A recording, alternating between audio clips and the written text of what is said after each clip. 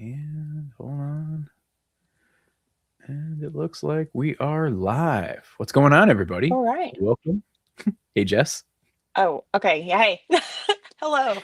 Oh no, did I freeze? Okay, no, I'm good. Nope, I can see it. Okay. I was It's like pulling it up in the it's other always funny window too when so I you're could doing a see. live with somebody else. It's like, wait, are we on? No, yeah, we're on. Yeah. All right. Well, I have my the video that's streaming on my page pulled up so I can see that chat going too. So that's good. All Yeah. right. Hey Wow. everyone. We see everybody popping in here. This is awesome. What's going on, guys? Steve, Welcome. Hey Leah. Homesteadish, Ramblin' Rose. Hey What's going on? Rose. Hey, Some of Karen. What's going on? Morgan, I know you have these people too, but do you have viewers that have been with you from the start? Like Rose, who just commented, you said, "Hey, Ramblin' Rose." It's weird because you're casually saying hey to someone that is my friend that has been with me from the very beginning, and yeah, When viewers collide, yeah, nothing will no, be it's great. stopped. Yeah. Hello, So, how's everybody doing everyone. tonight? It's a nice. It wasn't too cold today. It was like I don't know. I think the high was like 33 or something. Like it got up above freezing today, which was I think the first time in a That's few days. It's cute that you're saying that's not too cold. It was 57 here today, and I wore my jacket. So there you go. I was gonna say I actually went out. So Jess knows this, but I went out Christmas shopping today. I typically reserve one day a year, usually a week before Christmas. I try to pick it on a weekday where I'm just gonna go to West Lebanon, New Hampshire, which is where all the stores are for me, and just go shopping and do all my Christmas shopping. So today was that day, and I was walking around just in this sweater, out and about. Yeah, no. In the early or high Oh low yeah, in the 30s. 30s. That's Like that. crazy. That's on. That's game on. That's crazy. Yeah, I've been watching the forecast to kind of see what it was going to be like on Christmas. It's not really going to change what we do, but they released it, and right now we are forecasted to have a high of 69 on Christmas Day. So that's going to be fun. It's a t-shirt Christmas. That's what we call it. Yeah. Hey, Rebecca, what's going on? Oh, and hey, thank you, Kim Carpenter. By the way, Jess, I set the so I never like to have people where they can do Yeah. super chats or anything, and so it's always some sort of charity. So tonight it is Vermont Food Bank again. Awesome. Very cool. I love So that. thank you for that contribution, Kim. So I welcome everybody for being here. I think that we should introduce each other again. So I know we're putting each other in front of our platforms when we do these dual lives. And for people who watch us regularly are very familiar with the other person, I think, but on the off chance that they're not. Welcome to the live, everyone. This is my friend Morgan. He is streaming from Vermont.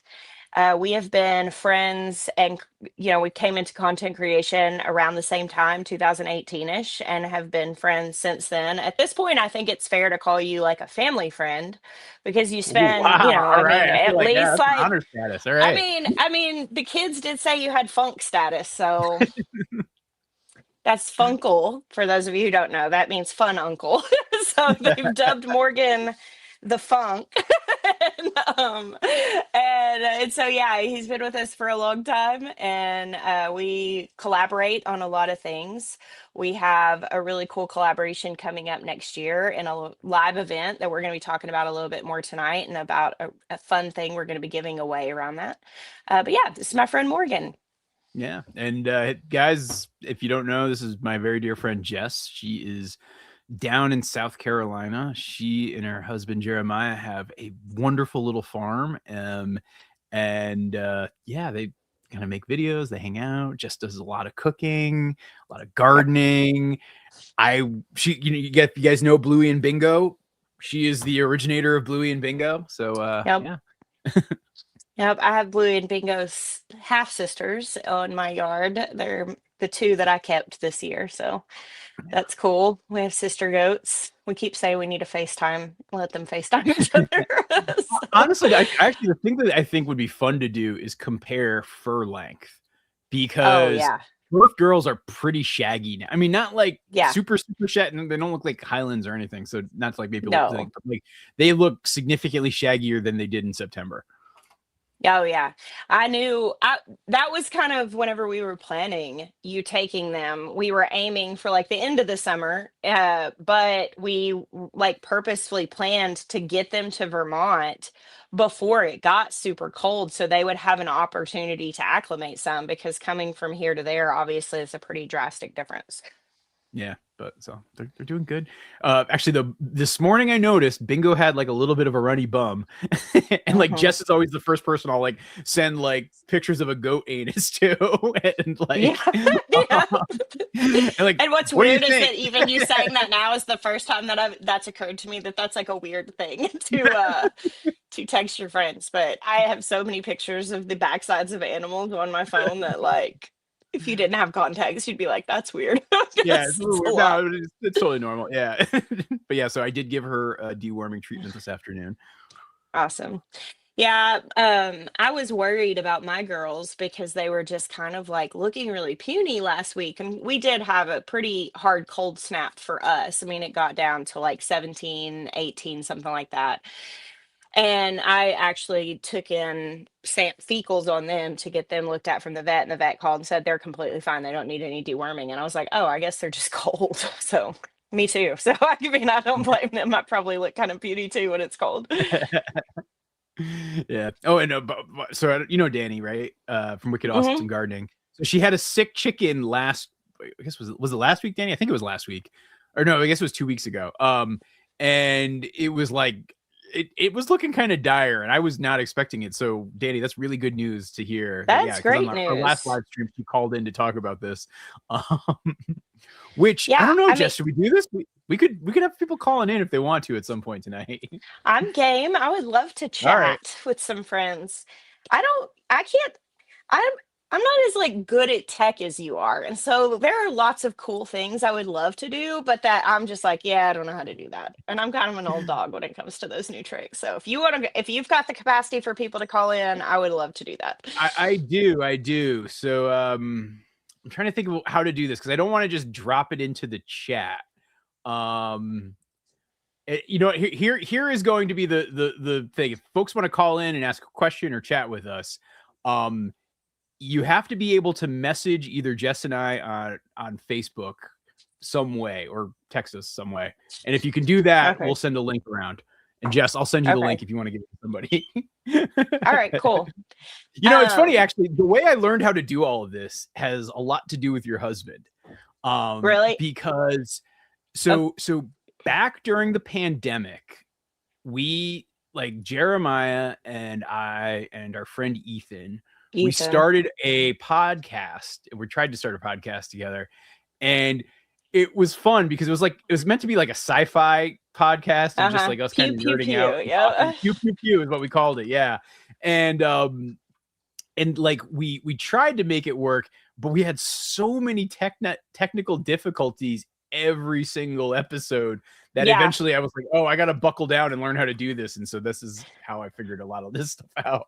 So yeah, That just was Well, that was also back when we had terrible internet at our old place. And now we don't. And so, we used to have so many technical difficulties trying to do anything that was live streamed because our internet was so bad. yeah, it was rough. But so yeah, When that we is how I moved learned how to here and do I this. uploaded my first video, I cried actual tears of relief. Like I sat at the because we had fiber and it was fast. I mean, I used to drive to town to upload videos. It was faster for me to drive to town and like sit in a hospital parking lot and upload a video than it was to try to upload it at my house by like many hours. It was crazy.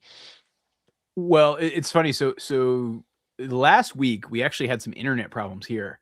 So I've got actually two lines of internet because I do like a lot of uploading of files and moving stuff around and just like and it like sort of the redundancy is kind of nice. And like last week it was good because we have Starlink as one of our internets, and something went wrong with our Starlink satellite. And so I had this like awful week of like just half the house's internet wasn't working and like different lines for different things that I was doing wasn't working. And so it was driving me crazy. And I ended up actually having to go to our town's library to upload my videos because it was going so slow on the other network. And so I That's feel like that pain. this Good is my internet first is four.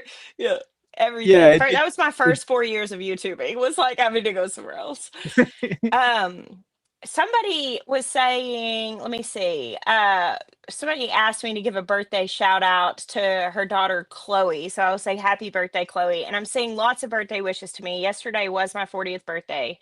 I've been editing my Scotland recap video this week. I was so optimistic. I was like, I'm going to get this out on my birthday. I didn't, obviously, but I have it ready. I just didn't want to post it today because we were doing this tonight. So I'll put it out tomorrow.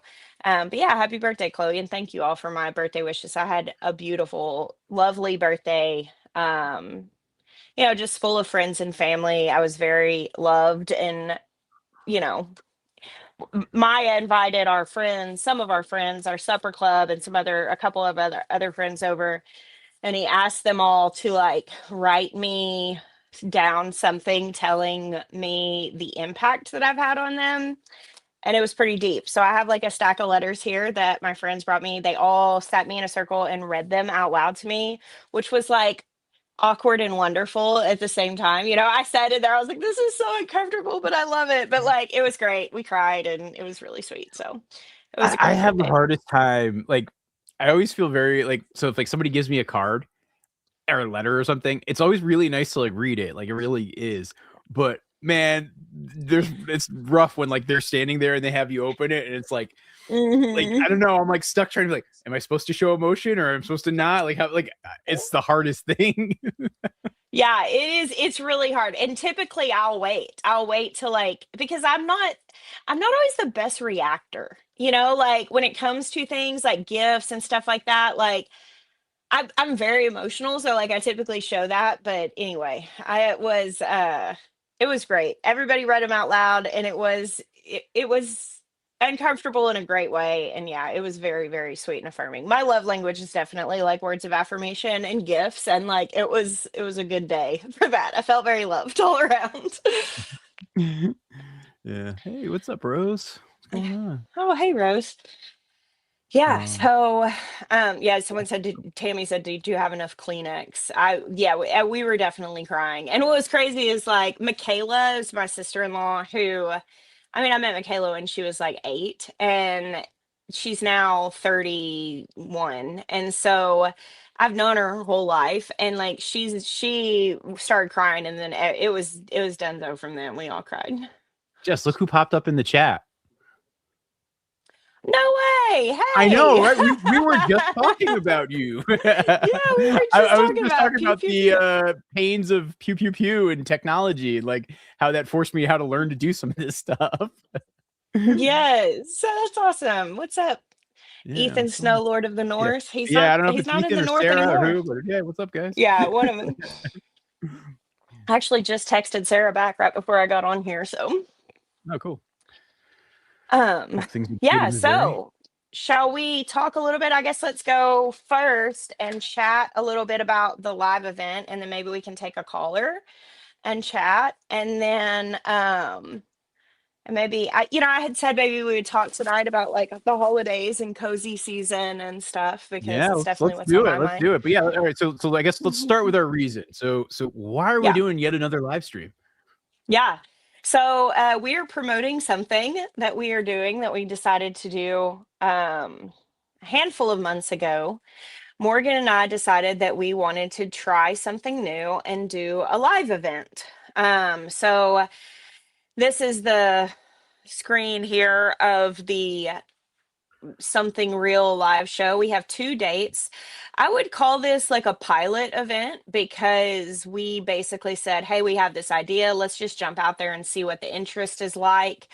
And it's one night in each city, where we will both be there. We're both going to be speaking. We're going to do like a live Q&A. And this was born out of, our chats together. We talk regularly and kind of bounce ideas off of each other as content creators and homesteaders and all of that stuff, and work on writing projects, kind of sending over rough drafts to each other. And the age of AI has just massively affected our world in a lot of ways. And I know it's done that for everybody, but as content creators, we've just really felt that in a huge way. And it has made the world feel just immensely noisy. And the idea of doing a live event was, how do we create something that's just undeniably real? I just feel like now we have to have our guard up with every single thing you consume. There's kind of this thing of like, is this even real? And I think people are valuing more than ever just real, raw human content, live streams, live chats, and we wanted to add to that with a live event. So, we're going to be talking about, just stories from our farm. Our hope is to just inspire you, connect with you, give you an opportunity to connect with each other, because points where we can bring communities together to just enjoy a night with humans who have similar hearts. I think that's so important. So yeah, we've got January 31st in Boston, Massachusetts. I'm coming up to Morgan's neck of the woods for that one. My children are excited. It's going to be their first time ever traveling like that, so it's pretty cool for them. And then the following weekend, Morgan's coming down south to Charlotte, North Carolina. We chose cities that are easy to get in and out of and to fly in and out of relatively affordably. Um, the tickets are like first come first serve as far as seating. Like, we didn't do like pricing tiers based on where the tickets were. We just did honestly the lowest cost we could while recouping our costs, like covering our costs. And basically you get to choose your tickets when you buy them. So the sooner you buy them, the better seats you're going to get to pick. So yeah, that's the pitch. Morgan, did I cover it? I think you did. And this is a live event only. There are no recordings. We won't be posting anything or streaming anything because, kind of to Jess's point, the idea was to make this very much like a live event, be there, experience it kind of thing. The only other thing, though, that will be sort of an artifact from the event is we're also putting together like a zine, which for you guys who Mhm. might not know, like, so back in like the 90s, right? I You feel like an use old that man word like saying this. anybody We knows used what to it is. Xerox magazines and we'd give them around to people. And so that's basically what we're doing. We're making like a little kind of magazine of sorts that is like a collection of writing and comics and drawings from the two of us. And so that will be something you get with admission to the event as well. So it should be Yeah, a like lot of think of fun. it as a very quirky playbill. That's what it's gonna be like. Yeah, like a playbill for I weirdos. Like, think of it that I took the way. boys to the Nutcracker this week and the Oh, how'd that ballet at go? the Oh, it was so good. I love ballet. And my boys, I could tell on the front end, they were like, Mom, really the ballet? Like, come on, like they just get all the energy that I have for, that they're all boys. But they sucked it up. They came, they put on their collared shirts and dressed nice. They loved it. It was so good. A great show is put on here in Columbia by the South Carolina Ballet. Anyway, I got the playbill and I was like, this is kind of like our zine. There, It's just I think that that's actually very, our quirky and now playbill. because what's been happening, just so you guys know, we haven't completed it yet. We've been collecting drawings and some writings, and Jess has written some poems, and like Poems and yeah. there's some good stuff, but we haven't done like the editorial part of it. But I think, to your point, like thinking about it as a playbill, I actually really like that idea. Yeah, I mean, like my hope is for doing this show at all, doing a live event. I, we went really in depth with this the last time we did a live, really talking about our hearts for it. And Morgan and I are both really passionate as creators that we want to create something that has purpose. We want to create something that's valuable. Like, honest to God, neither one of us is just trying to figure out how to market, and both of us are like, okay, if we won the lottery tomorrow, what would we do? And I think, Morgan, I can safely say for you, I know I can say for myself, I would wake up and more or less have the same day that I have now. I might get like a Which skid is steer, like yeah. I think Oh that's no, like the there would one be thing that would, a skid steer with like a forestry mulcher. Like if I won the lottery, like there would be signs, and that would probably be the only one that you would notice. there would definitely be some signs here. There would probably be a few more animals that would probably you'd probably be looking at me like that's a nice horse. Like that would be my pick. But no, I mean like my life would be the same. I know we are Yeah, both living the life of our choosing. And when it comes down to content also, like I want to make the content of my choosing. I want to feel great about what it is that I'm making. And us talking about this live show, it really was just a thing of like, what do we want to do?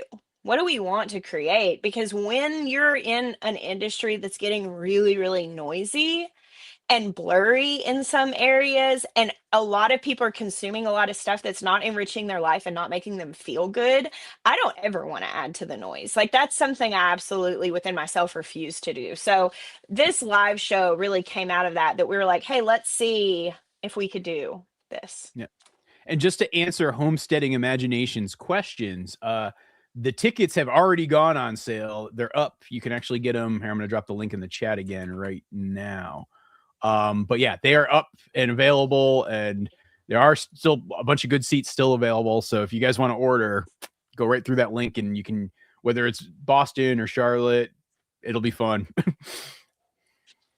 Awesome. All right. I've got someone who's messaged me on Facebook that wants to chat. Do I just send you the number? What do I do? Send them that link that I texted you. Okay. So you Hold should on one probably look in our second, Dawn. text. I'm getting it. Yeah. Okay. Y'all just bear with me. This is so much Yeah, see, fun Karen's too. got it right. It's the quirky playbill for weirdos. That is the idea here. That needs to be somewhere on it. Like we just need to put that on the front. Oh. This is the And quirky apparently playbill. Wildflower Homestead is actually going to the Nutcracker this weekend in Boston. So that should be fun. Oh, awesome. The Boston Theater, I will admit, is I'm super psyched about it. It's the Huntington Theater. So it's like right, I don't know, it's not technically Back Bay, I guess, but like right in the heart of Boston. It should be a lot of fun. I saw somebody was saying that like cities make them anxious. I don't know. Boston is like such a chill city. Like I know, because I don't think you've ever been to Boston other than like flying in, right? Driving through. Yeah, no, I've never Yeah. really. I went to the Whole Foods there. That's my extent of my Boston experience. I flew in and then I went to the grocery store to get food to eat because that's how I do it whenever I travel somewhere. Okay, we got a couple people actually here, and we also just got Maine Katie's here. What's going on, Katie? How's it going, Katie? Great. How you doing? Yay! It's been a while since we chatted. What you been up to? I know it. Well, you can see got a little Christmas going Beautiful. on here. Beautiful trees are going there. Yeah. Yeah. Just trying to stay warm like you, Morgan. Not so much you, Jess. I'm sorry. I'm judging as a fellow Northern New Englander. I'm judging you, but jealously Okay, judging you. I can take So, it. Katie, are you coming to Boston?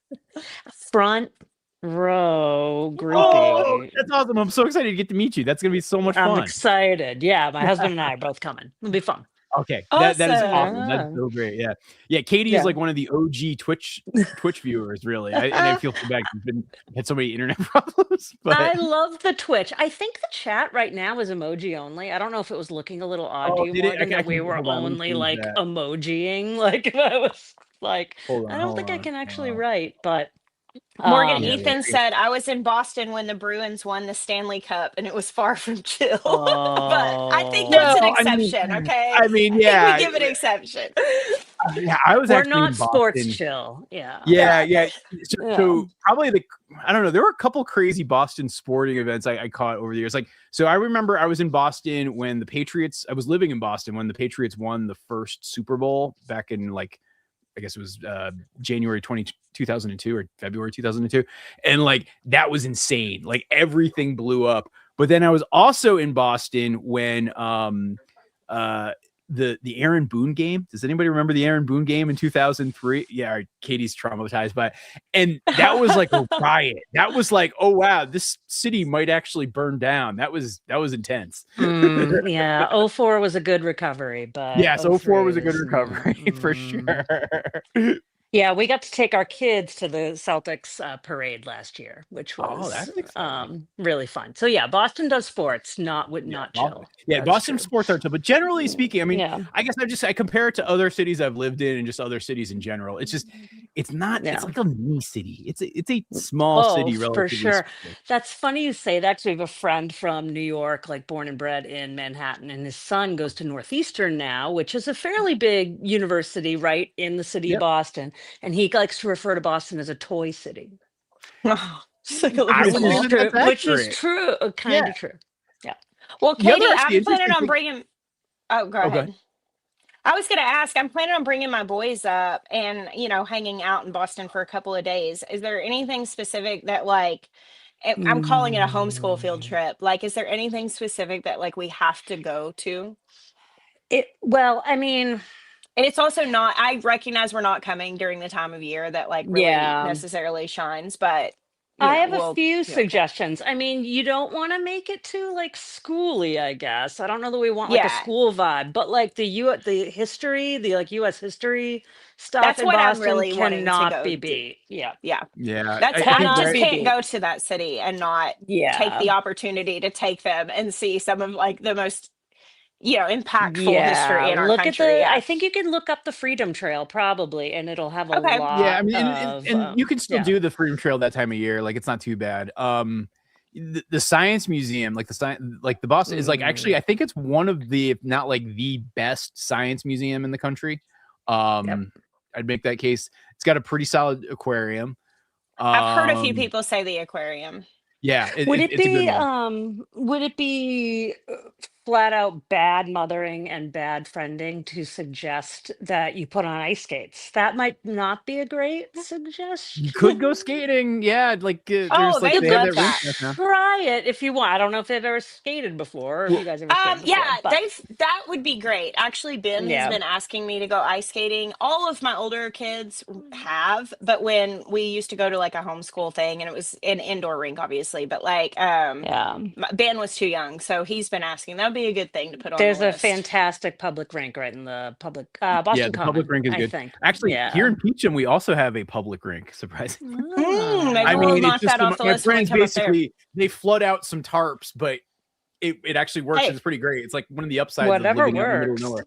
Yeah, yeah. So oh, Hmm. we that have would be skating like rinks a here in Peachum. pretty idyllic way for like, hey, you want to go ice skating? Let's go up to New England Yeah, and it's go just up on by, that it's just fun. up the hill, up the fire Yeah. by the fire station. They have it. That's Cool. awesome. Well, Love it. Katie, I am so excited that I'm going to get to meet you. This is going to be a lot of fun. It's going to be I so much can't fun. wait to see you guys. Thank you for doing this real life, real world event. We're thrilled to come. Awesome. All right. Well, Yeah, good to see so you, Katie. excited. Nice to All Yeah. meet right. you. So that was Katie, and now we have another person joining, and I believe this is Dawn. Yeah. I cannot believe that I am seeing you live in person. I'm going to fangirl a little bit. It's Hi, so good to Dawn. meet you, Jess. Oh, it's so nice to meet you. I sent you some messages in the past, but I don't know if you or Amy got them. But most of all, I want to thank you for the leaves are green. Oh, Of all things, that I'm 54 now, and you're the reason why I have found faith again. oh, that blesses my heart. Thank you for sharing So, that with me. but my question is, I have some girls who have decided to molt in the winter, and Mm. we just came out of a really bad cold snap here in Southwest Ohio, and but she's has hardly any feathers, but she's still kicking. What do you do in the case for cold snaps when your chickens are basically Naked. naked? Yeah. Well, Morgan may be a better person to answer that specific question because it doesn't really honestly get cold enough here for me to ever have to worry about it. Like, they're fine. However, when my girls are molting at any time, and especially if it is cold, I do make sure to give them, like, protein. Like, I have even heard, I've never done this, but I've just, I've made sure that I'm giving them, like, good feed that has high protein, but I've heard you can feed them like cat food during Oh. that time, because it just as a supplement, because just the extra protein helps them recover those feathers faster. But Morgan, what do you do? I know that's probably more of a concern Yeah, for I mean, you. so I've had that happen many times before. It does happen, and I actually would say, so Jess is right about the make sure that they're getting enough nutrition in general. I'll tell a funny cat food story in a second, but like I think if you actually just focus on like a good high quality feed, even if you switch to like a grower feed, so rather Mm. than just like traditional like layer pellets, which I think are like what 16% protein. If you go to a 16, grower, it's like 20, 18, 22. or 20. Okay, yeah. I think Yeah, I like think mine's well, 17. Yeah. yeah, there's a couple different like step ups with like the meat bird food, and if you wanted to switch to that for a couple of weeks, that wouldn't be the worst thing in the world for them. Okay. Like the other thing I would say is it's focus on having lots of good straw, because the biggest risk for chickens, and like I'll regularly have my birds in negative temperatures. It's totally normal, right? It's making sure they stay dry and making sure that they have like good bedding and clean bedding. That is the most important thing, along with the nutrition stuff. And so honestly, unless they're a very, very fragile breed, they'll probably be just fine, as long as you make sure they don't get wet, make sure they have plenty of food, make sure they have a dry place out of the elements, and make sure they have plenty of fresh straw. They should be good. Cool. That's great, because I had my I've husband never pick up a bale today. Yeah. I've actually never fed chickens cat food, but I have fed dogs or ducks cat food. Mhm. And what happened was I was like so hopeful to get my first batch of ducks to lay their first batch of eggs, that I read somewhere that if you give them cat food, it will stimulate their laying. And it worked. I don't do that anymore and don't encourage it, because they can also get like sauerkraut and they can have digestion Oh. problems. Mhm. And also like, and if I don't know if most people would care about this, like a lot of chicken or a lot of cat foods use chicken or chicken stock or bone meal from chickens as an ingredient. So you might not want to like just only because of like that part of it. But yeah, like just honestly, like if you get like either chick starter or meat bird grower or like one of those higher protein versions of food, I think it'll do kind of the same thing. Yeah. Okay. Thank you so much. Absolutely. I am still blown away that I'm talking to you. I knew I would never get to meet you in person, but this is awesome meeting you guys. Thanks for you. doing this Pretty live good. show. We were driving on our way home and I just happened to see up at the little top of the phone said live. So I'm like, no way. And, oh my gosh, I caught a live show. You really Yeah, we're caught just it too. hanging out tonight. You're, Good to see ya. you're And now on my it. dog won't leave me alone. He's like, he wants to be the star Oh. here. Well, he's Silly super boy. handsome. He's worth the limelight. Guster, he's a good boy. Yeah. Well, Morgan's got a cat behind his shoulder. Oh, mine left me. I had a cat I sitting don't. right here on the full I stool. can't have cats. I'm allergic to cats. But Same. Yeah, he is too. There's one behind him. What we do for animals. Well, Dawn, Well, it really sure is nice to meet Dawn. you. Thanks for it calling was in. Thank nice you to for being meet on. you. Take care. Thank Yes, you. ma'am. Bye. All right, that was Dawn. We Yeah, got another this is question here, Jeff. cool. This is I actually love fun. this. This is almost becoming my dream of like a call-in radio show. Which, like, when I was a Oh, kid yeah. growing up, I loved listening to like talk radio, which was a weird Me thing. too. I did So too. I loved it. And I would, well, what was it? Sleepless in Seattle. That kind of like probably set it up for me. Oop, Turn I off. think you muted. Hold on. Now I can hear you. Okay, my alarm went off. I'm supposed to turn the water off in the high tunnel. Y'all remind me, because I don't know how long we're gonna go, so I don't want to just set another alarm. When we start signing off, y'all be like, Jess, I am turn setting the an alarm in 1 hour. I will either tell you or whatever that you have to turn off your Okay. hydrant. All right, so Jess, we got another question though. Okay. What can somebody do about foxes? Somebody's ducks have been killed. How do you prevent and keep safe from a fox? We have foxes here, but I've never had any losses to them because we keep all our birds in electric netting, and then we have a really large pond for our waterfowl so they can get away from them. So I don't know. I mean, between that and having dogs, like I've not lost anything, but I don't know if those are necessarily like readily, ready solutions for someone. Yeah, the dogs one is a much bigger, more complex one. I think though, honestly, for Dino Dan here, and I'm not sure if I'm saying their name right, or Dino Dan, like I think the best, quickest solution if you have foxes that are picking them off, and I'm assuming that they're not going into your coop and that your coop is like fox proof, is to actually use poultry netting, which generally speaking, I've never had issues with it, even when the chickens are far away from the dogs and out like in the far back pasture following the cattle. As long as you're using poultry netting with you can use the little solar chargers, but just make sure you have a good grounding rod for it. That actually is a pretty effective way to keep the predators away. So hopefully that could help you. And then we do also, I mean, obviously, if you have a house for them to go in, we do the like electric doors that just close when the sun goes down, and that I think helps too. We live, I mean, I've got hundreds of acres of woods around me.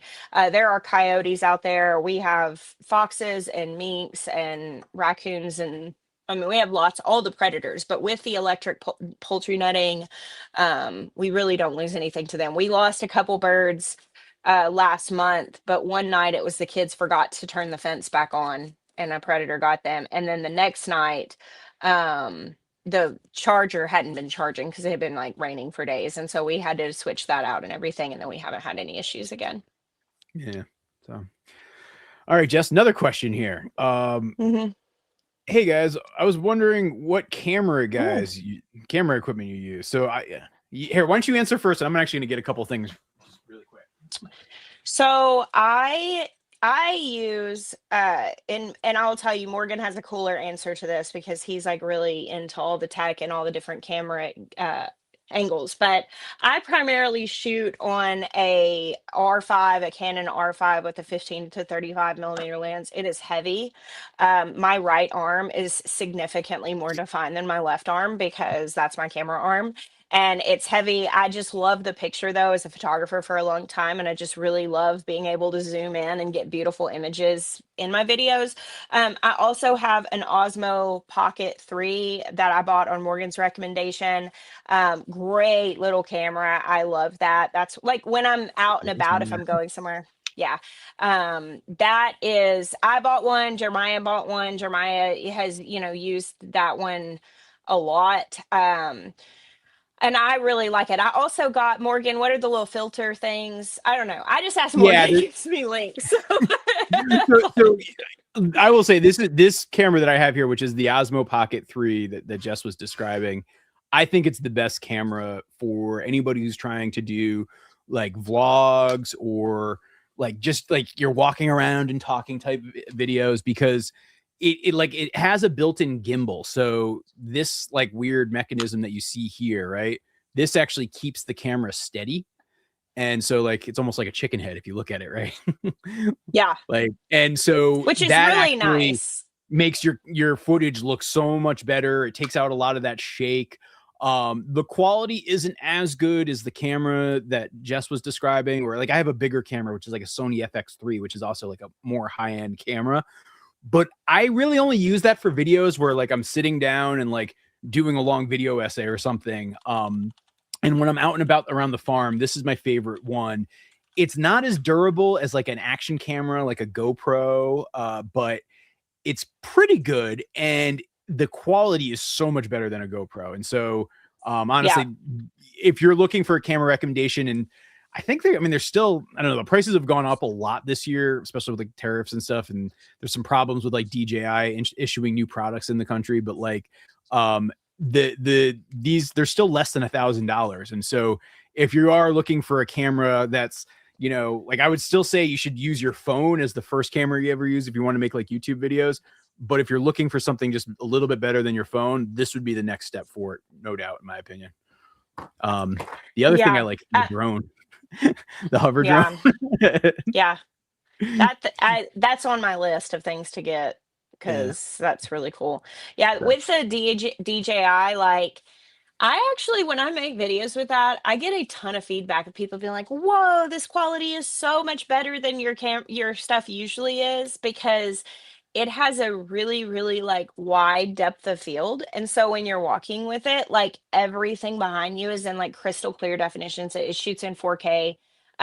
It's like it's a full sensor and there's so much detail, which as a photographer, like I much prefer like a shallow depth of field and a blurry background. But I recognize for people who are like wanting to see the farm, there's a lot of benefit in like really being able to see the surroundings. So I actually was recently telling Maya like I think I'm going to try to start shooting more videos, especially when I'm just doing like farm walkarounds and stuff to give people more of a sense of being on the farm. yeah, definitely. All right. So, Jess, we have another guest calling in. And Okay. this guest, I think, is actually bringing a guest. So, what's going on, Danny? Hello. Hey, Oh, she's got a oh, bunch the of guests, chicken that actually. lived. Astrid, Astrid. It's the camera. It's that. This is my Oh, hobby dog. she just needed to announce herself. That's okay. Yes. No, she just went, wait, there's a man. Where? So yeah, Yeah. hi. Sorry. It's okay. Say hi. Say hi. He's coming here probably in the spring or something. You'll get to see. Yeah.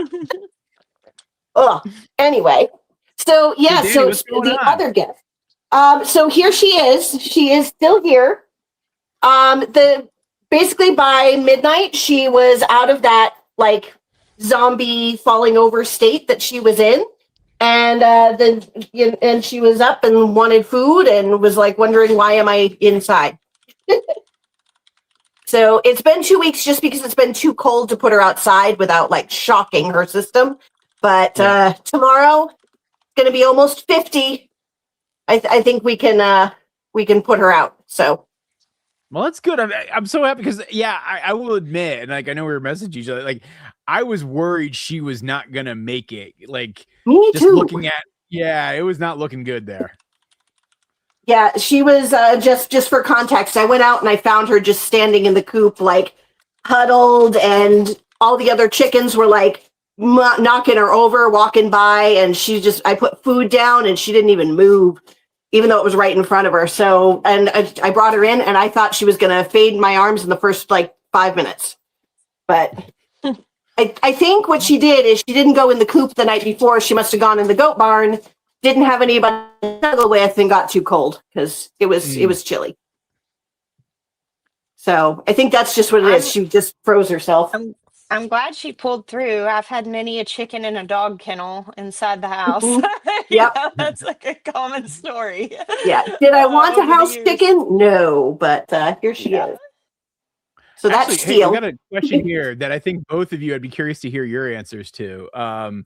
If you ever had a chicken eat their own eggs.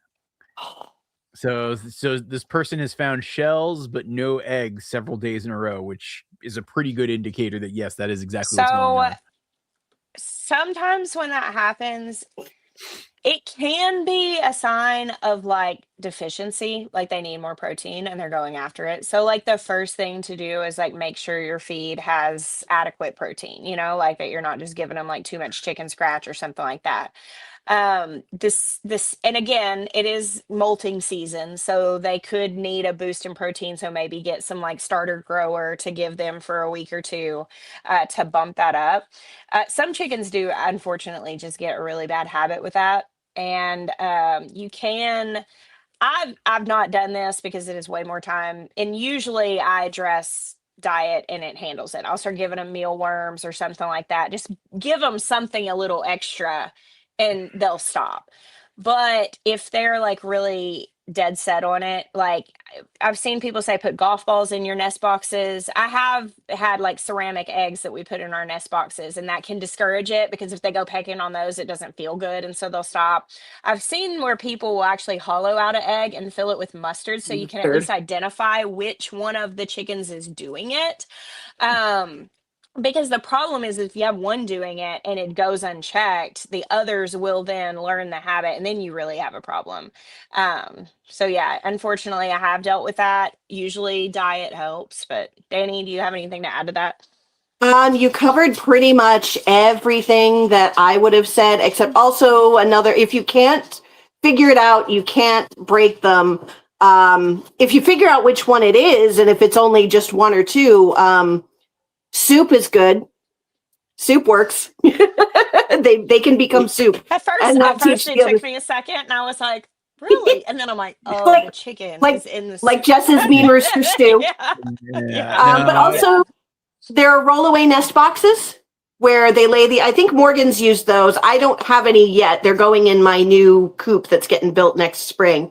But some rollaway nest boxes where they lay the egg and it rolls out and they can't get to it. So yeah, so I think that's exactly what I would say, Danny. Like, yeah, one, it's very hard to break. I have actually used ceramic eggs, which have helped a bit. And I've used that too. It did help. A lot of people will sometimes see ceramic eggs and they're like, oh, why bother? Why don't you just use a regular egg and use that to help train your chickens on where to lay? No, the ceramic eggs are good just for that reason alone, because any curiosity pecking gets no reward. And so that's good. Mm-hmm. I do use rollaways. I've like bought rollaways in the past. I actually built the current rollaway nesting boxes I have in my coop today. And they work great. They're so good. Mm-hmm. And honestly, they're good too, because they keep your eggs so much cleaner. Like, you know, I usually don't wash my eggs like 90% of the time because they're so clean. They just roll out the backside and they're just like just as good. And what's nice about not washing your eggs is you don't really have to refrigerate your eggs. And so, like, that's actually my best suggestion is rollaway nesting boxes. Rollaway nesting boxes are on our list of things that I want to add because just, you know, mud and stuff like that. Our big issue is that it's routinely warm enough here during the summer to incubate an egg. And so if you miss one and it stays in the coop for whatever reason, you know, which can happen, and then there's lots of chickens coming in and sitting on it because you have 4 or 5 boxes to the flock, they can start developing really fast. And so I usually take the roosters out during the summer, but if I had rollaway nest boxes, then it would be a non-issue. And so that's on our list. I've had that happen even here in New Hampshire because I didn't think that the summers here would be so much hotter than they were when I lived in Massachusetts, but I lived literally on the coast. And now I live inland, even though I'm up in the mountains, and it gets routinely 95 to 100 degrees. Wow. So, yes, no, it can, yeah. Maybe I could handle the Carolinas heat. Just saying. I mean, that's pretty close to it. That's pretty warm. Mm-hmm. Yeah. So Danny, you're gonna be coming to Boston, right? I think you mentioned Yes.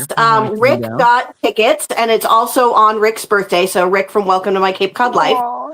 I didn't realize he said I got 2 tickets, and I'm like, woohoo! I'm like, I'll hopefully be able to get some tickets next week. And he goes, no, I got 2 tickets. It's like 1, 2. He's so great. He's amazing. So we get to spend his birthday with him. Yes. So normally he's in these chats. Oh, Astrid, she's laid herself, this 100-pound dog has laid herself with her head in my lap and flipped over and put her belly up. And she's like pawing like this, like, Mom. my fierce livestock guardian dog that spends her winter nights in the house. Yeah, I get that. All right, guys, we got a YouTube question here from Crackers by Candlelight, and the question is specifically about how do you insert clips in movies into music? And I get asked this question all the time, and it's or use your own like Jess. Yeah, you do cooler editing than I do, so I don't know how to do it. I call Morgan and ask him. Yeah, I mean, so like the real answer is I go on YouTube and I find the clip that I want, and I don't want to recommend one specific one because it changes from time to time, but there's like 20 different free programs you can use to download a YouTube file. And so I use one of those to download from YouTube. And then I use Adobe Premiere to edit. And so that just lets me just drop those clips in there. Now, the real question, though, that I think is actually more important that Crackers by Candlelight is asking is, how do you do it and not get demonetized? The trick is to not do a lot of it. So I typically work within what I call like the 5-second rule. So any clip I use, I try to make it 5 seconds or less, because that's going to more or less ensure that your video is kept in what's known as fair use. And that means you're not going to get demonetized. But there are actually I've had this happen before with like certain things, like especially the Beatles. Like if you ever use like a Beatles clip, like you can't even use like 2 notes, like you will get demonetized for that specifically. And so what I typically do is I always upload like the day before, and YouTube will do a check for you, and it will flag it basically for you to say, oh, you've got something that is copyright protected, or like you have some sort of problem like that. And so if that happens, I'll just re-edit the file, take the thing out, and then re-upload it is typically what I'll do. And it doesn't happen a lot. It's very, very rare, but it has happened. And which is why, like, for example, my video that's coming out tomorrow, I will probably hit upload on it right after we hang up on this live. So yeah. For me, if you're making reels, and like Facebook will tell you, hey, use this, ad free, this free music that you can use, and then they'll hit you for a copyright claim. I never, ever, ever will use Facebook's music for that very reason, because most of the time you never know when it's going to hit, but it's going to hit.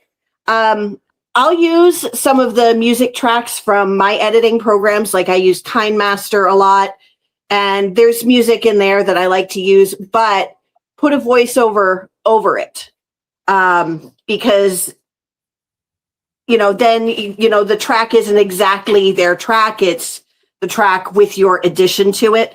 And so as long as you've got like a voiceover going, or you've got some other audio, if it's like a popular song and you let it hang for too long without a voiceover or something over it, it's gonna flag. So but that's music that you're licensing to use through, your subscription to that program. But even then, sometimes they'll still try to hit you for it because somebody else will use the same music. So I've seen that happen too.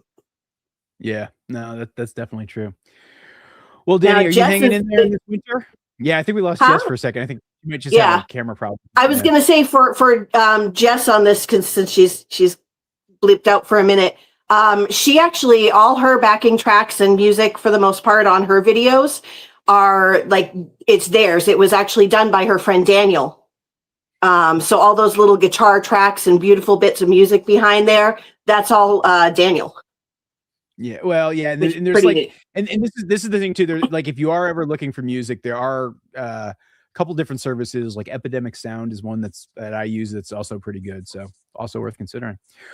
Well, Danny, it's really good to see you. Yeah. Talk to you soon. All right. And bye-bye. I'm so happy to see that your chicken's on the mend. Right? Yay. All right. Can you see me now? We can see you. I can see you now. You're back. Okay, good. I'm back. I tried to send the live stream link to my friend. Bye, Danny. It was good to chat with you. Good to see you. Sorry, I'm not tech savvy. It's like it's got to be displayed every time I come on. I tried to send the link, and how my camera tried to connect to my phone. It was all the things. So I'm back. Yeah. So Jess, we do have another question. Jeremiah. I know we got another guest. We'll get to them in just a second. This is working out good. Like sometimes it's like tricky to get people to call in, but this is I like it. And so one question though that did come in here from Stormy, not Stormy, is what are you most excited about to share at the show? Oh, that's really good. I've been on this how to be human thing for like the last year and a half. Like, how are humans actually supposed to live? And there is something very special about speaking live. I have to really overcome a lot of anxiety in that. Like public speaking is not something that I would say comes naturally to me. Like I have a lot of nervousness. I'm not like jazzed to get up there and do it, but I think that when you are standing in front of a group of people and you're able to just open your heart and share your heart, there is such a beautiful and powerful exchange that happens. So it's like this weird, I guess it's a strange thing that this thing that takes so much for me to overcome and do, I actually really love it when I'm doing it, and I really love it after I've done it.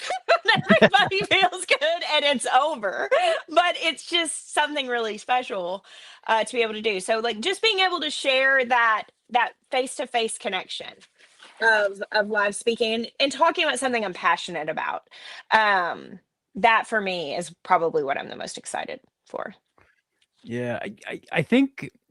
All right, I'm gonna confess something. I don't think I've ever talked about this publicly ever before, but all right, I'm gonna talk about it because it's actually I'm working on a whole story that I'm gonna tell for the live show. It's like kind of a ups and downs, twists and turns kind of story. There's like illustrations that I'm actively working on. There's like a lot to it, but I used to try to do stand-up comedy. I don't even think I've ever told you that. Like, didn't you have like there was like a little bit of an alter ego that was involved? Is this yes, it? yeah, there is. I don't want to tell that story. I do know just that. yet, I but, do know about this. Yeah. So, all right, You're like, don't mention that. Yeah, don't mention that part yet. At least. Yeah. So, is there video like, evidence of that somewhere in the world? At least there will be, and there will come a day when I make that video. I just haven't gotten. I'm too busy talking about taxes in Vermont schools to like do that video right now. But like, so I used to try to do stand-up comedy, and I was horrible. Like not like this isn't me being like, oh, self-deprecating. Like no, it was just like really not funny. I actually have like old videotapes of it, and like I just almost want to curl up in an embarrassment ball when I watch it. And so honestly, like getting up on stage though and interacting with people, it's something I really enjoy doing. And it's weird because you're a relatively introverted person, but there's something about the performative aspect of it all that I have so much fun with. And so honestly, being able to get up there on stage and tell a story and not feel like I have to make people laugh every 2 seconds, which is really what you have to do when you're doing stand-up comedy, which is why I would argue stand-up comedy is 10 times harder than any type of music, any type of other public form of speaking, because like the audience expectation and dynamic is so challenging and such a difficult barrier to jump over with stand-up that like, that's the thing. And so honestly, having a chance to get up on stage and just chill and talk, I'm looking forward to that.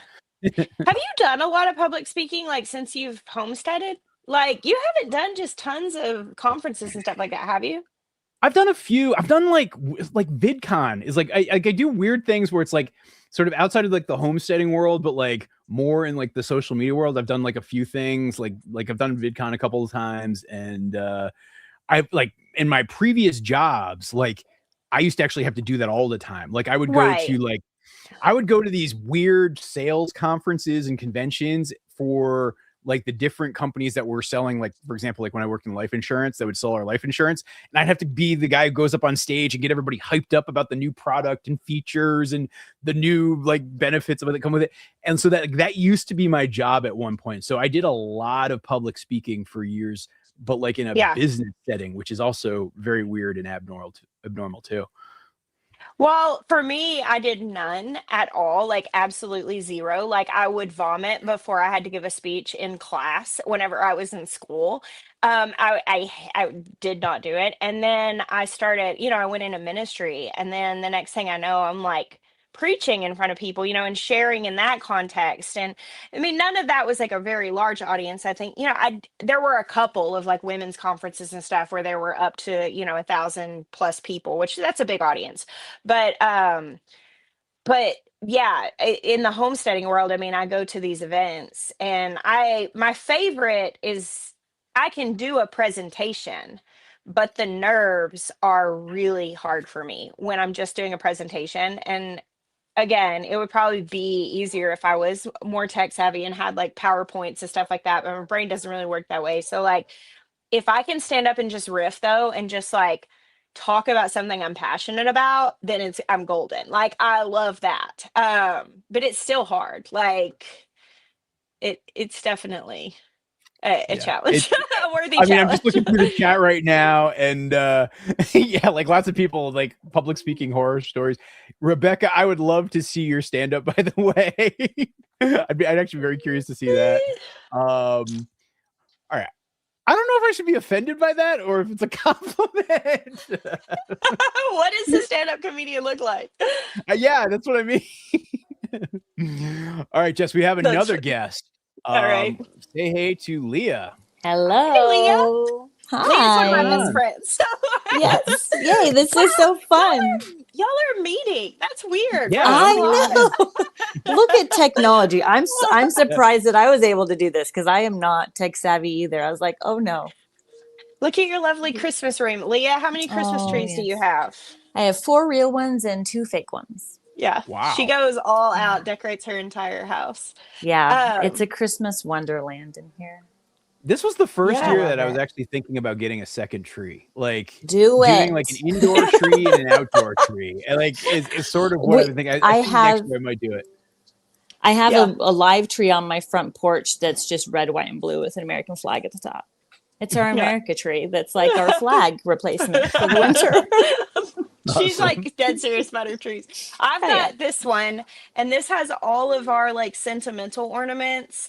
And then I have another one in the dining room that's like a skinny tree kind of off in the corner. And it has it's all themed, it's like homesteading. So it's all like glass ornaments that are like animals and like seed packets and tomatoes and stuff like that. So I have Yeah, to. and see, our tree is like basically like every year I go out into the backwoods and like pick out a tree and just lop it down and drag it back to the house, and then like Allison and I will decorate and listen to like Dominic the Donkey and other Christmas songs. It's always a fun like like kickoff to Yeah. the season. Yes, that's we go cut down ours, and it's so much fun. I love it. Yeah. Yeah. Yeah, so Now, Leah, Leah do is- you like shape your trees or do anything to like prep No. them to be good? Like, okay, that's kind of what I do No, too. It's what- just like Where whatever we're nature at made. though too, we have a different type of. We have like the more Scandinavian tree, like Mm. where we're at. So if you go up north enough, it's called a silver tip, and so it's Okay. got all the levels, and so there's no. You couldn't shape that thing you don't want to shape it. There's not much there. you can just, it's like has spaces in between. So Yeah, that's Yeah. that's kind of what ours end up looking like too. yeah. And I like it when it's just kind of rough and looks a little, like it's been out in the woods. Yeah. So I've always liked to Leah call them is Charlie Brown tree. she has a channel called Homesteadish. She had said hey earlier, and you said hey, and it was one of those like, oh, Worlds Collide thing. But Yes. she's got a really cool story, Morgan, and I think that you would like it. Like she actually lives in a neighborhood now with a postage stamp yard. I think we could confidently say like really small yard. But she has like some good friends that have land, and she actually has a cow at their place, and she goes every morning and drives over and milks her cow. And I then do. she has raised meat chickens with friends on another property and she keeps a larger garden over at her parents' house that she gardened with her mom, and then her mom passed away and she kept it up. And then works with bees also, like is basically homesteading, Just not at and my house. with the goal of doing it. Obviously they own land Yeah. that they plan to develop, but they live in Northern California, and there's a lot of red tape to go through there to build anything and all of that. But yeah, it's just a really cool story, I think, for people who she is the epitome of like turn your waiting room into a classroom. She's literally like, I really waiting took rooms, we'll just Jess's homestead here. advice. I really, really took her advice, which I'm really glad I that's cool. did I mean, because, yeah. I mean, it is so cool though, like seeing the different ways you can do it. Cause like, Yeah. I think there's always that perception you just need to have land. That's the only way to make it happen. But Well, I bought this cow while I was at a wedding. It was our good friends of ours, and we were the cow talking. at I was the wedding? talking about buying. No, I was talking about buying their calf. I was like, okay, by the time we get on the property, maybe the calf will be big enough, blah blah blah. And then I realized, I said, wait, you have an A2 grass-fed Jersey cow. You're not milking; just the calf is doing that. I was like, why? So I literally bought the cow at the wedding, and I said, I will figure it out. And then I told my husband, I was like, hey, I bought a cow, but it was a really good deal. He told me the price and I was like, sold yesterday. I know I don't even need to talk to my husband. So yeah, I mean, I'm the one that has to drive out every day, to milk this cow. So yeah, well, I'm actually milking 2 cows right now because I'm also milking theirs. Oh wow! So yeah, 2 cows in the morning. Took so long for me to convince my wife to let us get like cattle, and that was when we had a farm. So that's impressive. That's some good skill right there. People look at me sometimes and they're like, "Wait, where do you keep your cow? You have a neighborhood." And I'm like, "No, it's not. It's not at our house." Yeah. And then people ask all the time, "Wait, you drive out there every day?" Okay, yeah. Yeah. But I did milk the beef cattle once. I made a whole that's video brave. of it. Yeah, and it was. Although I feel like my dairy cow is like a beef cow, and she just wants to kill me every morning. So it took I feel like it's work. Did you get any milk, Morgan, when you milked your Highland? Yeah, I was getting so what happened was she had calved in the spring, and right as I was weaning and basically separated the calves out, I decided I had a couple cattle that I would thought they might let me do it, and one of them actually ended up doing it, and it was just I could get about a cup of milk from her each day. It wasn't a lot. It was not the volumes, but it was really good. I mean, because they actually say Highlands have milk fat about the equivalent of a Jersey. So yeah, it was good. I would drink it. It was pretty cool. Be and then, but yeah. Probably if you were milking real regularly, and then also you could probably bring their milk in stronger than that too, and get more. And also remember, these are 100% grass-fed cattle, and they were on now their winter hay ration when I started doing this. So it's there were a lot of things I could probably do to juice it up to get probably a little bit more than that. But it was about, Leah, about 16 ounces. How much are you getting right now? She's hand milking 2 cows every morning. And it's gallons. Yeah. I'm literally how? Your forearms are going to be so ripped. My you don't want wrist to is take your jacked hand up right now. No, I am. Yeah. Oh no, we lost her. We lost her. Let me text her. Boo. Let's see if she comes back. That is so funny. Worlds collide. She Marco Polo me pretty much daily, giving me the rundown of her cow being trying to kill her. She's talking about trying to get a milk machine, and I was like, well, yeah, hauling a milk machine, because she's like, it's gonna be such a pain, and I'm like, is it gonna be more than a pain than being abused by a cow?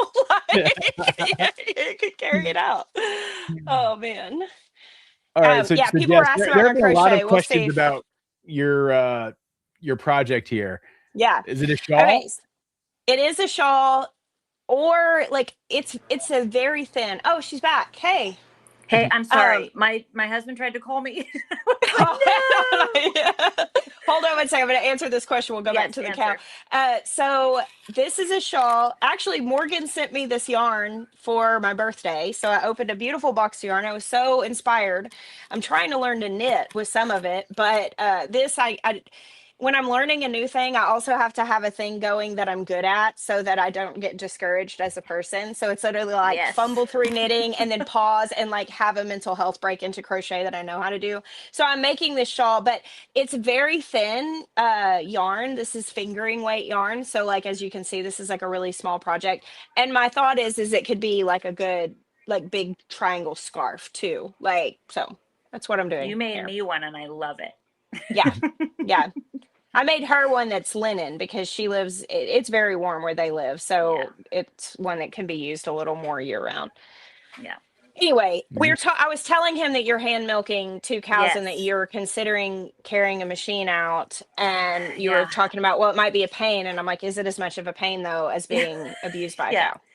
So I'm getting 3 to 4 gallons every morning. I got 3 this morning, but it's been closer to 4 for the last little bit because I'm milking the 2. But this morning, I broke the one rule where I didn't lock the gate behind me, and the cow, the sheep, the calf all got in the milk stanchion area, and I'm trying to wrestle them out. So I got hooked by a horn in my hip, and it was just a fiasco this morning. Those are the times I really wish I videoed. Have I ever dang it, accidentally left the gate open? Yeah. I mean, Yeah. with like the goats, it's happened. You know what? Actually, it's happened a couple times with the cattle. Actually, my bull got out the other week, Oh, and he was that's just kind of scary. wandering around like the main gate area. Like, so, like I walked out in the morning, it was just like, oh, what's, and it's just like, oh, like Macho Man was like right there at the gate, just like, hey, what's up? And like, Oh. but he's a sweetheart, and he's like really easy to move. But so it wasn't that bad. But like, what had happened is one of the bull calves had actually pushed open like a side panel and like gotten out of their area for the winter, and so it wasn't that big a deal. But yeah, I've never let Yeah. all the cattle out. I have not had that happen. That would terrify me. No, Yeah, well, and she just broke through the barbed wire fence the other day and cut one of her teats on the barbed Ooh. wire. Oh no. So she's had a rough go. Not for the faint of heart. About I guess it was in the summer because Jackson was still here. It was before he went back to school. He called me one day. He goes, "Hey, are your cows supposed to be like out by the pond?" And I was like, no, absolutely they're not. And so I was like, I'm about 10 minutes out. It's fine. Don't try to do anything.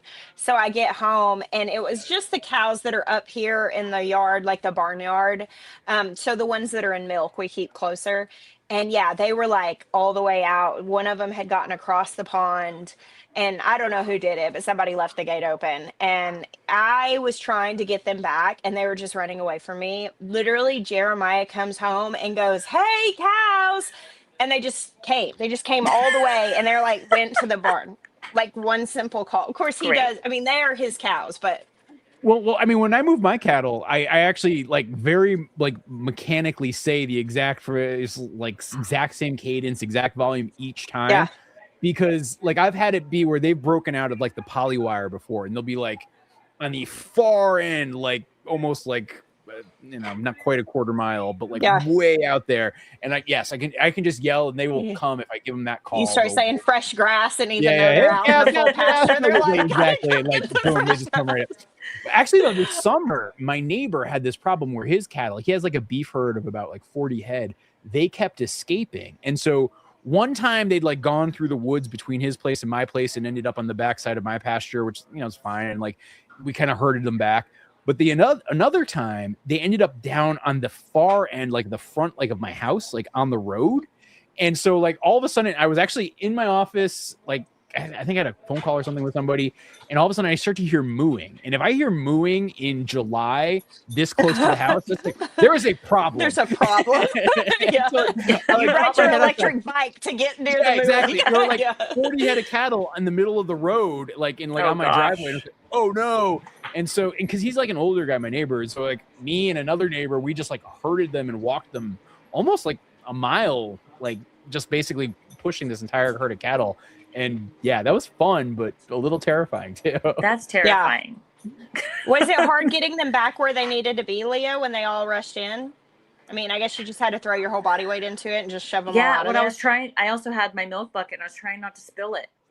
It was hilarious because because they were trying to come in, and they weren't going to like get out to a road, it was all an enclosed area, but it's a very small enclosed area. They're all trying to get in there and get to the food is what they wanted. They wanted to get to the alfalfa that she was eating. And so, no, it was an ordeal. I finally found a place to put the milk bucket down and then shoot them all out. But I say all the time, we should have a camera out there because it would be hilarious. I don't know. There have been some times that I'm really glad there's not a camera. If I'm being honest. The other day when I punched her and I bruised my knuckle and it got all black and blue, like that time. Yeah. Ooh. Wait, how did that happen? What happened there? Well, okay, so I have a kick bar on her and she's still kicking and trying to she's just mad right now. And so I went to, just hit her like when she kicks and say no, well, my hit's going to do nothing. But I accidentally hit the bar, like the kick bar. And so, no. Ooh, that does not feel good. No, I was like, I feel like an idiot. And then a friend told me, she said, well, my cousin broke his hand punching a sheep. So don't feel bad. One time Jeremiah did. I'll tell this story now that it's like long gone. At the time I probably wouldn't have put it on YouTube because, people can be really touchy about things. But Jeremiah once punched an alpaca like it was a man. but he was trying to feed them, and there's the myth about alpacas spitting at people and all that stuff. And really, alpacas don't spit at people much. Alpacas spit at each other. Like it's a dominance thing. And what that is they're ruminants. And so they're spitting up the fermented stuff that they have been digesting for hours, and it reeks. It is disgusting. And Jeremiah was in there, and they would do it when you would feed them their grain. They would start like spitting at each other, and you have to get out of the way because they're fussing at each other over who gets the best bowl, I guess. I don't know.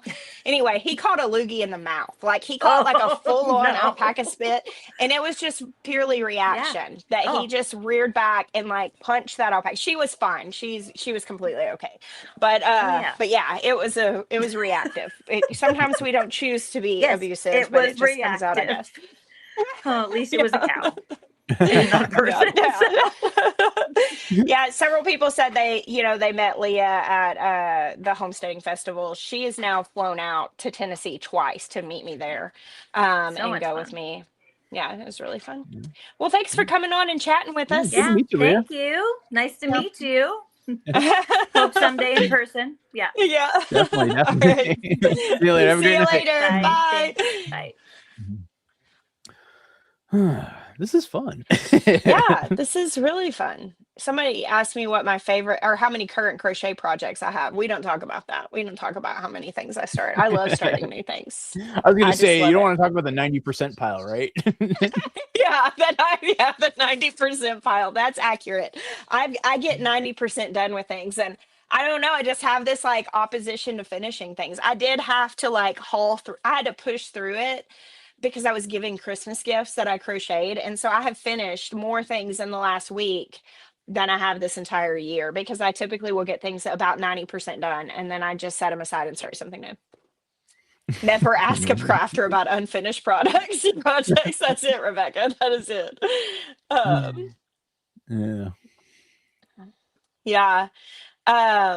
So I saw a question that I want to talk about. Somebody asked a while back, they said, how do you feel about ticket sales, or how are ticket sales going? And I want to talk about this. When Morgan and I discussed, so if you're just getting on, we've done a couple lives together over the last month. We're promoting an in-person live event called the Something Real live event. We're gonna do one night in 2 cities. You can get tickets. When we talked, we had to make a decision on what our goal was in this event.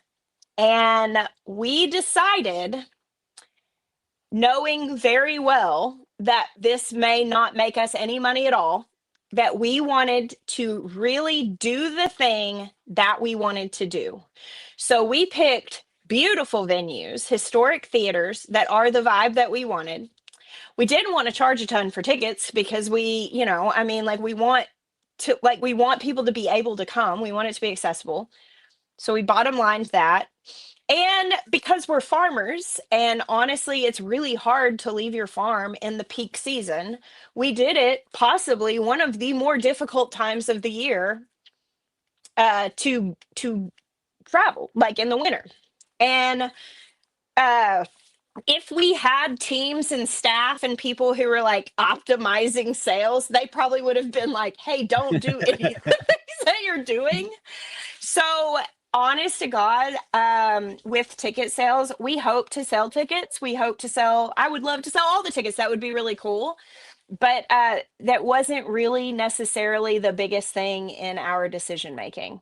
So we feel good about it. We're going to keep promoting it, and who comes. And if it's a more intimate event, that's completely okay. It'll be what it's supposed to be. And I think both of us more or less feel that way. Yeah, I 100% agree with what you just said. Like, it's kind of like as we've said, like this was sort of like an excuse to like for us to go hang out in different places and to like bring people together. Is like that's the real sort of meaning behind it. It was not meant to be or designed to be a moneymaker, even like in any Yeah. serious way. It was like, hey, maybe we could break even. If we can break even, yay, we're cool. Like that is the goal.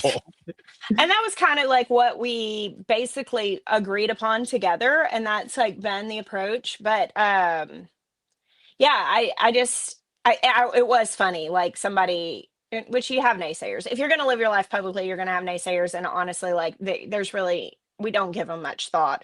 But I did see somebody comment after we announced it, what a money grab. I'm like, God, I could think of so many better ways to grab money than this.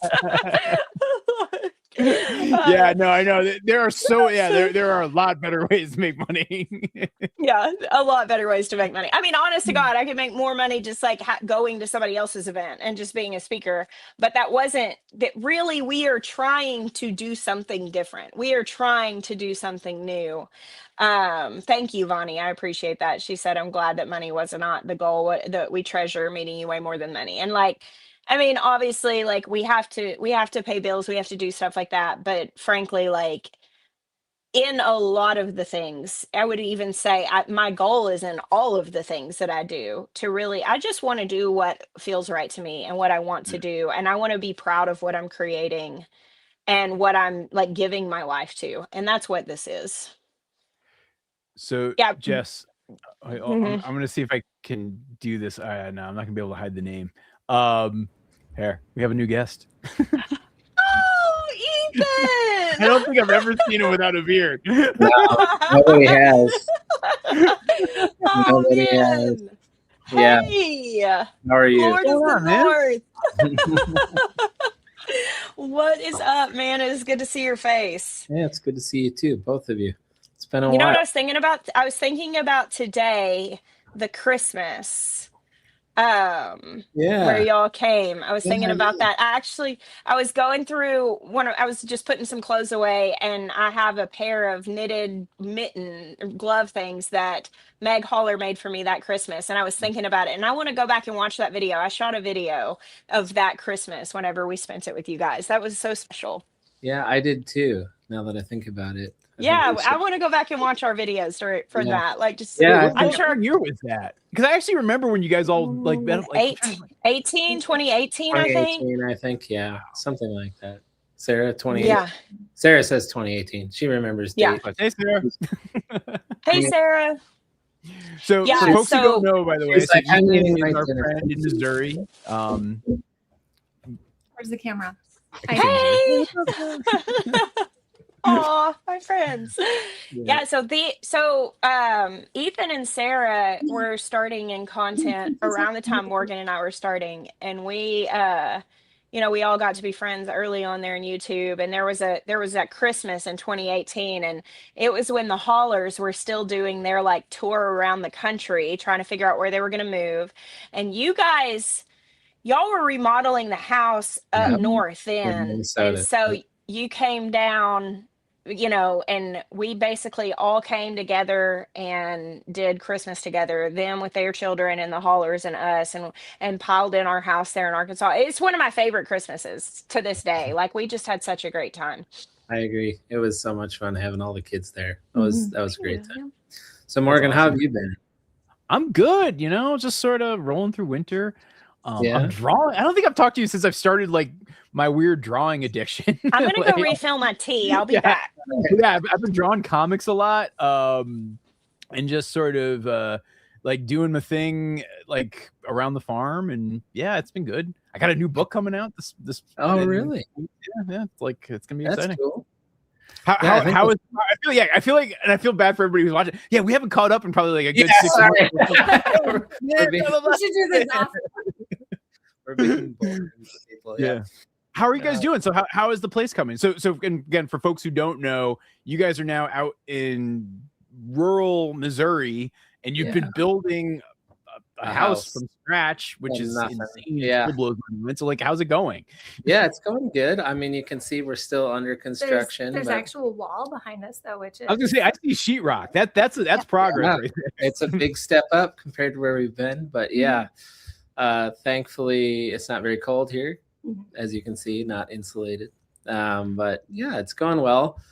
I think, it's one of those things where when you come out and we just bought raw land. So it was just, there were no roads on it. There was nothing. It was just trees. And we live in the Ozarks too. So it's all hills and rocks. And rock. And it's a lot of effort. It's something that I definitely, you know, underestimated the amount of effort and sort of what it takes just to get in on the property. And I had to rent a bulldozer and all these things just, so yeah, it's been crazy, but I wouldn't trade it. We made the right choice coming here. We still love it here. And what would you say the biggest like challenge has been, like with like starting on raw land, like to go from raw land to getting to kind of where you are in the midst of house build right now? I think the biggest thing for us has just been life. You know, we've had a lot of just, my dad died after we moved here. My mom almost died, you know, and so we've just had like a lot of life stuff, and that all that stuff knocks the wind out of you, you know. Anytime, I think we've had 4 or 5 now close people to us die since we moved here. Our son almost died. We've done like lots of so the biggest thing has just been like getting the wind knocked out of you with life. As far as like technically, I think it's having if around here, it's that you can't find anybody to do work. So when I came here, I wasn't planning on doing everything myself. I was going to hire out everything or most things. I was going to act as a general contractor. We got here and it's like, couldn't find anybody to do any work. And so do everything ourselves pretty much. I think the only person I had professional come in, I found a guy to do our concrete. That was it. Yeah. Oh, and the crane to lift the big beam. Yeah, we had a guy lift a beam, but that's it. So I think those are the biggest challenges: life, and then just nobody to work. So you got to do it all yourself. But it's made us more resilient. I can say the things that freaked me out when we moved here, I don't even think of, like water on a duck's back. It wouldn't bother me at all, you know. So It's also gorgeous. I actually got to come out to their place. Yeah, that's right. Was that last spring? It all runs together. 2.5 years ago, I guess, maybe is when it was. I was there at Baker Creek speaking at their expo, and you guys are relatively close. So I got to go out there and see it. It's gorgeous. I mean, like amazing view and I mean, I know it has been difficult to plug away with not being able to get work, but the trade-off of that is you live like so like deliciously rurally, like you're also like nicely away from people. So it's really great. It's great. It's like stepping back in time. It reminds me here of what it was like in Minnesota where we lived when I was a little kid. Yeah. The people, everybody waves at everybody. When Sarah and I first were dating, I was driving around by my house and I was like waving at everybody. And she's like, "Do you know all these people?" And I'm like, "No, I don't know.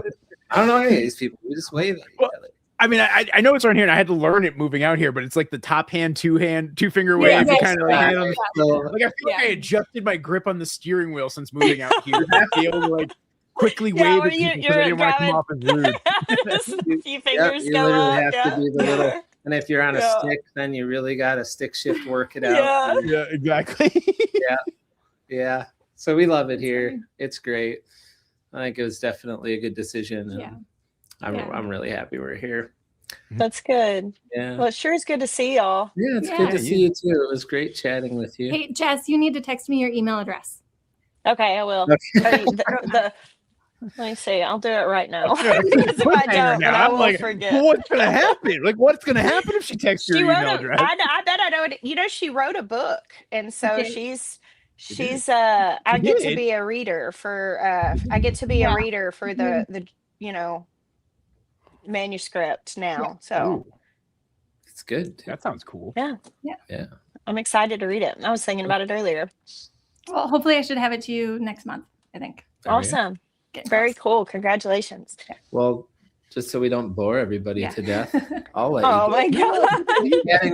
Wait. I want you guys to stay for this question here. This is a good one. You guys can answer this too. All right. Do you have any advice for smaller YouTubers hoping to grow their community? Jess, let's start with you. Online community or close to physical community? Sorry. I think they're probably going more online in the concept, but I think if you want to take it offline, go for it. We do have really close relationships. I mean, like a lot of our very closest relationships have come through YouTube. I would say for me, obviously, when you're showing up very authentically in the space as a whole, that helps you to connect to other people who are doing the same. And being your authentic self is obviously like a great start for a real relationship. I think practicing hospitality is always a huge benefit of building relationships. I mean, I think about like Sarah was telling Ethan earlier, I was just thinking today, like a couple hours before this, about that Christmas that we all spent together. And, that's not necessarily like a super traditional thing to do, to be like, hey, here's our friends that we met online, through YouTube, and let's all do Christmas together. But it was so precious. And so, like, I mean, it's so dear to me. Just I want to go back and watch those videos. I want to wait till the kids are here, because that was so long ago now. Like they were all so small. And yeah, so I think practicing hospitality, and then also just like when you are in relationships, there is a discomfort that you just kind of have to embrace. And I mean, Morgan and I talking about this live show, he drew this comic that's going to be coming out as soon as somebody does their part to finish what they're supposed to do. It's me, I'm the problem. But he did this one panel, and it's like I'm in one panel, I'm in a tank top and super happy, and he's over there like sweating buckets. And then in the other panel, I'm bundled completely up and he's looking super happy and I'm miserable, because like it's just this depiction of like the inconvenience of relationships, and kind of stepping out of your comfort zone. And while we joke about like the dealing with the temperatures, like there is something about stepping out of your comfort zone to have relationships. So I would say all of that is probably necessary to really build a community. Like you can only go so far on, hey, we both have chickens. It's like a cool starting point, but I mean, like I can't. How many conversations did you and Jeremiah have like into the wee hours about like all the things that a lot of times people won't even touch in conversation? Yeah, all the time. A lot. Yeah. Yeah. And so like I just, you got to show up with your real self and make that connection. And so for folks who are wondering, this is what Jess is talking about. Yeah. What does it say? It talks about like it only works if people show up in person and engage. Yeah. Hold on, let's see if I can make this bigger. Sorry. It's still in InDesign, so it's hard. Yeah. I feel bad. It's like this is how the comic sausage gets made. Yeah. I mean, that's just such a great, I mean, that's funny, and it's this obvious thing that's relatively like simple to overcome, like the temperature differences. I told Morgan the other day, I was like, God, I'm gonna have to buy a real coat to come to Boston. I don't own one. Like we do not own real coats. We wear jackets all winter. Like there's no need for coats, because if it's extra cold, you just put a sweater on under the jacket. Like and so yeah, that is that's a funny thing, but it is true. Like, I mean, like Ethan and Sarah didn't have to load their kids up and haul them down to Arkansas to spend Christmas, like we didn't have to open our home and change our tradition, but because we did, we had this like really precious thing that's valuable. So yeah, I agree. I think is in regards to YouTube and relationships, the pretty neat thing about it is that when you watch somebody else, you feel like you get to know them really well. So if you're someone who's creating content and you've never met that person, they feel like they know you really well and you don't know them at all. But when you have two people that have been watching each other, it's almost like you're instant friends. The second you meet each other, it's like, oh, we're, so how did it happen? It just happens because you run into people and you both happen to see each other. And then that helps grow the channel, because the people who are viewing the one person see that, and then that carries over to the other channel. Yeah, it can. And I think that in regards to like real life, I think Jess is 100% right. Like we've moved here and we built this really amazing community. We know everybody. Our kids have more friends here. I remember it was the summer, my son's birthday, first year we were here. We had his birthday parties before, like 3 people would show up, and 2 of them were my adult friends that were just nice. Like we had nobody, and we've been living in that same place for 120 years. Like, but everyone was new. We didn't know anybody. And I think the first summer, Lawrence had like 30, 40 kids at his birthday party, and we'd only been there less than 6 months, you know, and I just went, wow, okay. So I think it's about getting out there and meeting people, and, you know, a great way to do it with the YouTube stuff is just to go to conferences and things and meet people that you watch, and maybe they watch you, and build those friendships. I mean, it's like anything else. I don't know how. Well, how and also going to the conferences and events and meeting, like, I think we all met for the first time. We did? Were we speaking at that event? No, you weren't. Maybe. Yeah. I mean, it was just. We met. I can't remember if I spoke that first year I came to Homesteaders. I don't think I did. I think that we were just all attending, and we all got together and hung out. So it's not even necessarily going and meeting like your favorite YouTubers. It's going and meeting the other people who are in a place as you, and like deciding to grow together. No, it's for surely not. I mean, actually, here's the crazier part that I just didn't even think about until you said that, Jess. Ethan and Sarah, we've never actually met. No. No, like, we've never met. How many hours? Are you serious? Conversations. Y'all never met in person? Like, No. we never met. Yeah, we haven't. Yeah. I did not know that. Yeah, no, we haven't. I've spent so much feel like I time know in you guys person with both of you well, that I but just. we've never met. Yeah. You know what, Morgan? You were supposed to come to the shindig COVID year, and they were going to come back, and we were all going to stay at the house. And in my mind, that happened. It didn't happen. It all got canceled. Yeah, that would have been fun, and we'll meet someday. Well, yeah. I was seriously doing a Macho Man Randy Savage impersonation. You're like, I'm so isolated on this office. I was like, I was sitting there going like, oh yeah, I'm waiting for you, Morgan. You know, I was doing this whole thing. Yeah, exactly. So I thought I need to get on with people. Anyway. Yeah. Well, no, good to see you guys. And actually, I think we're going to wrap up because, Jess, you got to go turn off the water on your high tone. Thank you. I do. And for all of you guys watching, thank you for hanging out. And if you get a chance and you're in the either Boston or Charlotte area. We didn't talk about the giveaway. We didn't talk about the giveaway. There is one last thing we got to give away. All right. Well, good to see you guys. See you later, Ethan. Bye. One last thing. We have one last thing to talk about. So, Jess, what is that one last thing? Okay, that's hilarious. Okay, it's in the title of our video, so we almost forgot. So we decided to do a little extra something for those of you who are going to come and meet us live. So we are going to do a giveaway. If you have purchased a ticket, you are entered into the giveaway. We have like the record of purchases. You're already entered. So if you've already purchased, you did not miss out on the opportunity to do this.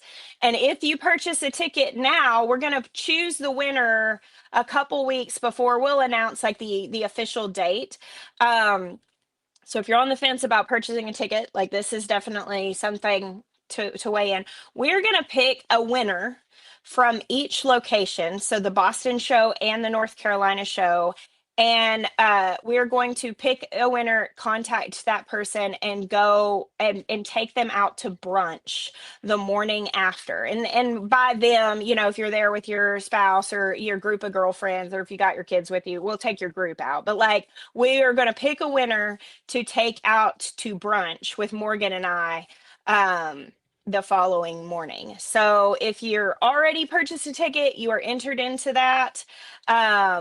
When you purchase a ticket, you will be entered into that. So that will be really fun. And it will give us an opportunity to like sit down with one of you or a couple of you, just however it is you're traveling, and get to know you a little just more. hang out and shoot the breeze and have brunch. Yeah. Yeah. Brunch in a city. Brunch is great. Honestly, one of the biggest things I miss about city life is brunch. Like, when you live in a city, like Sunday brunch is like the move. And like, that's like the thing you pretty much always are looking forward to. And like, yeah, you don't really have that as much here. And so, yeah, that'll be fun. I love brunch. I actually go to city restaurants to take pictures of their brunch menus to figure out how to like nail it at home. Like, I am on a journey to make like the best avocado toast at home. I love brunch so much. So it'll be great food. We will pick a great place in one of those cities, and that is definitely the plan. Yeah. So awesome, Jess. Great to see you tonight. Everybody, thank Yeah. you for hanging out with us. And yeah, hope to see you in Boston or Charlotte. Have a great Yeah, night, everybody. thank you guys so Bye. much. Bye.